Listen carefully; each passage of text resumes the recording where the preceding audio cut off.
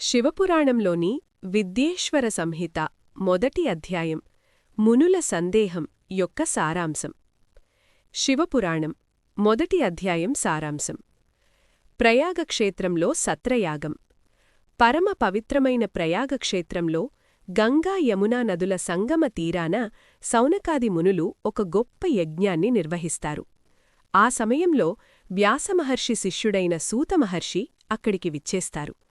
మునులందరూ ఆయనను భక్తితో పూజించి కలియుగంలోని మానవుల దుస్థితిని గురించి తమ ఆవేదనను వ్యక్తపరుస్తారు. కలియుగ ప్రభావం, మానవుల ప్రవర్తన. మునులు సూతమహర్షితో కలియుగంలో మనుషులు ఏ విధంగా పతనం చెందుతున్నారో ఇలా వివరిస్తారు. సామాన్య ప్రజలు పుణ్యకార్యాలను వదిలేసి పరనింద, పరధనాస, పరస్త్రీ వ్యామోహంతో ఉంటారు. తమ శరీరాన్నే ఆత్మగా భావిస్తూ నాస్తికులుగా మారి తల్లిదండ్రులను ద్వేషిస్తారు.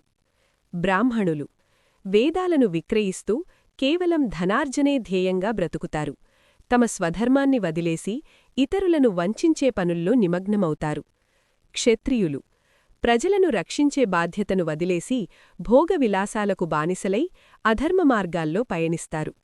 వైశ్యులు, శూద్రులు వ్యాపారాల్లో మోసాలు చేయడం, కులధర్మాలను విస్మరించడం మరియు అహంకారంతో ప్రవర్తించడం చేస్తారు. స్త్రీలు, సంతానం కుటుంబ గౌరవాన్ని విస్మరించి భర్తలను, అత్తమామలను గౌరవించకుండా ప్రవర్తిస్తారు.